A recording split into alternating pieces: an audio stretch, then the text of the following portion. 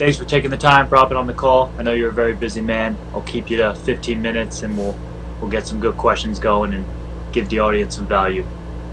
Perfect. I hope so. Yes, and I just finished your book last night. It was awesome, and I'm not just saying that. I mean, honestly, I messaged you a little bit ago that the concepts that you kind of talk about earlier in the book cannot, it's perfect timing for what we're going through right now. They really stand true to the world's madness that's happening right now, and trying to come together. Crazy. Yeah, absolutely.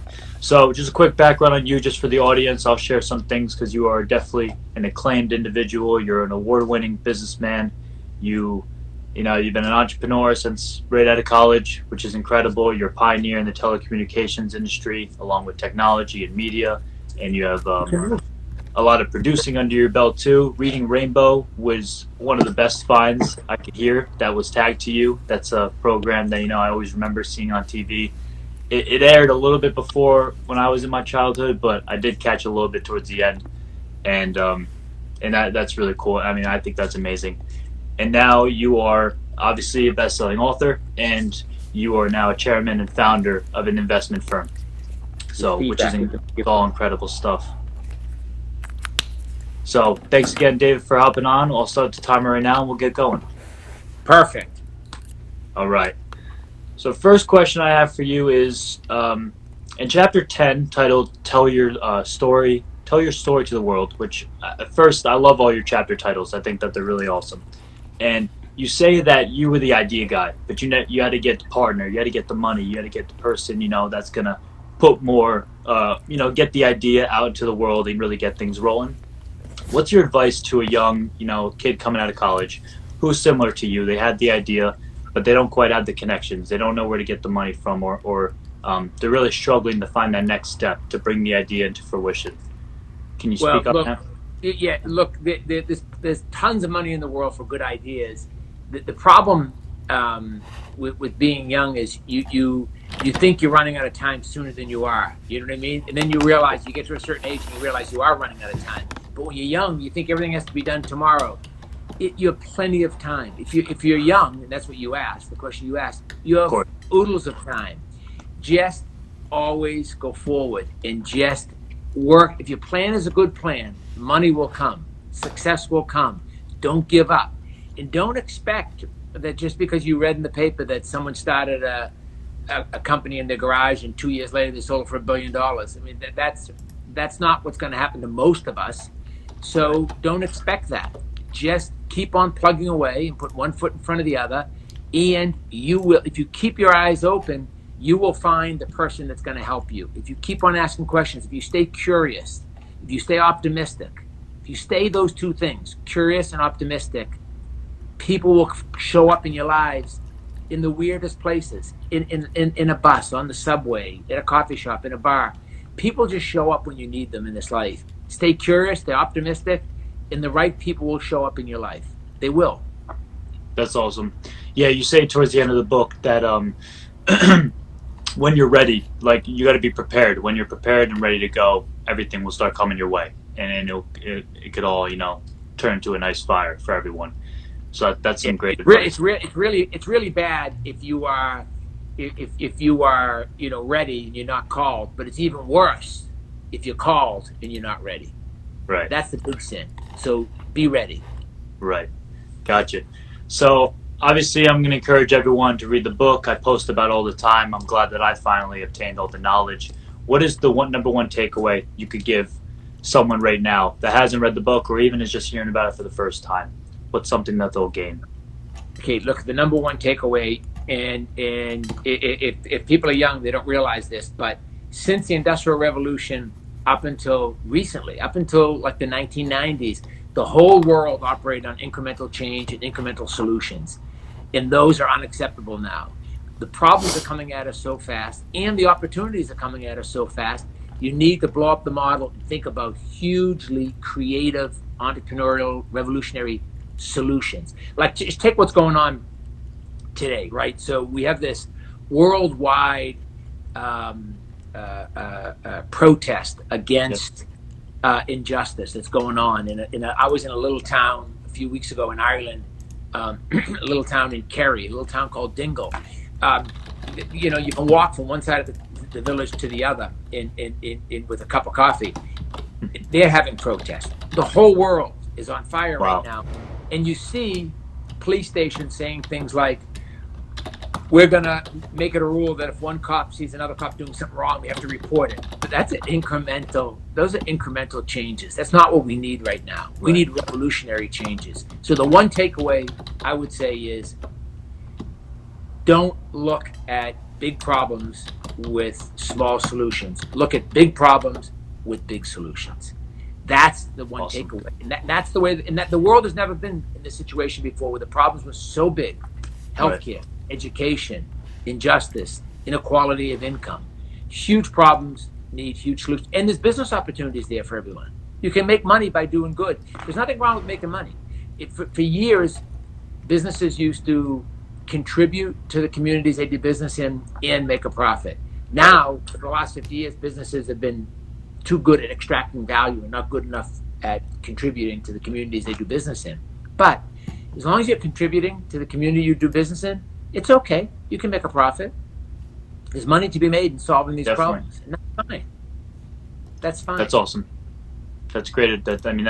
And you, from obviously reading the book, you definitely gained that. That's kind of the direction that you're pushing everyone to think, being a revolutionary, which is amazing. I'm glad you like the book. Like I told you, I would have shaved for you if I knew you liked the book so much. I apologize for that. No worries. You're doing great. So you you speak on education. There's a lot of room for education. I always say, if you were to freeze someone in 1900 and then unfreeze them in 2020, the one thing they're going to realize that's the same is the classroom. Everything else is pretty much changed.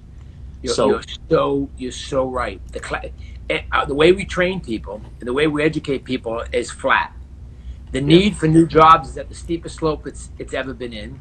The old jobs are at the steepest downward slope they've ever been in. So how crazy is that? The new jobs are at this hugely steep slope that we need. Right. The old jobs are at this hugely steep slope down, and the educational system is flat. The craziest thing ever. Yeah, that's so true. So you, Reading Rainbow was the 80s, the 90s, and then I think you mentioned in the book that you're working towards kind of the next move of a Reading Rainbow in the 21st century. Is there at all anything you can share on that? I was very curious to hear that. We just had a call this morning and agreed on the creative team that's going to go forward on that. So I can't give it away yet, but in the next few weeks, you'll be hearing about it, and I can come back on your show if you want. We can talk about it. But we just this morning agreed on the creative team, which is we put together a group of Grammy winners, Emmy winners, Oscar winners to take that to the next level. Now it's not Reading Rainbow. That show is right. That particular format is owned by PBS. It's a reading show, and it's a reading show for the year 2020, not a reading show for the year 1980. So it's a new style of show. That's exciting, and you got the best talent running it, so I'm sure it's going to be awesome. Looking forward to seeing that come out. I think we put the best talent in the world together for it. People, one of the good news with all this turmoil in the world is you can really get to people. With the lockdown, allows you to get to people that was hard to get to before. You can actually call them up. You can call up a Grammy Award winner or an Oscar or an Emmy Award winner and get them on the phone. That's number one. And number two, people want to help. This crisis, both the pandemic and the injustice crisis that we're going through right now, has brought out the best in good people and the worst in bad people. So good people really want to help. That's true. I like that. So I pulled one question from the audience. I ran a little, poll on the stories, and they've asked, what's the number one skill that you need to have in business today? Well, what's something maybe someone coming out of college that they really need to pinpoint on mastering? Persistence, confidence, don't give up. Yeah. Stay curious. I know this is not one, but they're all sort of combined. Right. Stay optimistic. Stay curious, and persistent. Don't give up. People give up too quick. I mean, people in in general, people give up too quick. People want, we're living in a fast world where people are expecting, they read in the paper, they see on social media, you know, Kylie Jenner has a makeup line and she becomes a zillionaire. Someone else gets 1 million followers or 1 billion followers or 1 trillion Right. followers because they did whatever they did. Look, and they think that that's the way the world works. That's not the way the world works. It takes consistent hard work, and people want stuff overnight, and good stuff doesn't come overnight. There's all those silly expressions, good stuff comes to people that wait and all that stuff. Look, Right. they may be silly, but there's a reason for those expressions. It takes persistence. It takes persistence. I love that. That's awesome. And you state in the book as well that at the time of the writing, you have 5 businesses that you're looking to push out. Obviously, one of them or an extra one might be this educational one that we just spoke about. But is there anything else unwritten for you? That's something maybe not business-wise. Is there a country that you're still looking to travel to? Is there, maybe writing a couple more books is on a bucket list of some sort for you? Is there anything else that you can speak on that? Yeah, well, I got a lot of, look, my bucket list gets longer every day, and I look at my life as I spent my entire life to get to this point, so I'm just getting started. But yeah, I mean, I'm trying to learn how to play the guitar. I suck unbelievable at it, but I'm trying to learn how to play the guitar. I'm working on a new book. I'm working on a TV show, a docu-series sort of around the concepts of the book, Awesome. around trying to break these issues down into the individual pieces and get people to think more revolutionary around the educational system, around healthcare, around income inequality, around diversity. All of these issues need to be rethought. So, and as far as places go, look, I'd like to go around the world 100 times more. I love every new country I go to. I say, geez, I need to come back here. I could live here, meet new people, meet new friends, hear new stories. Absolutely. That sounds awesome. And you're definitely on the way to obviously accomplish all that. That's exciting. Is there, other than your own book, is there a number one book that you always find yourself gifting to others or, rereading yourself? Well, I think of books as what am I currently reading? There's a guy named Ian Robinson that I think he's British, but I think he lives now in Dublin. He wrote 2 books. He's written maybe more, but there's 2 that I'm reading: the Stress Test and the Winner's Effect. And they're books about how the brain, the left side and the right side of the brain function, and how people have thought that you can't retrain your brain to think a different way, and how that's not accurate. You actually can. And it's really interesting about how you can combine the left side of your brain and the right side, so you can get your creative side, your analytic side, your more analytical side to work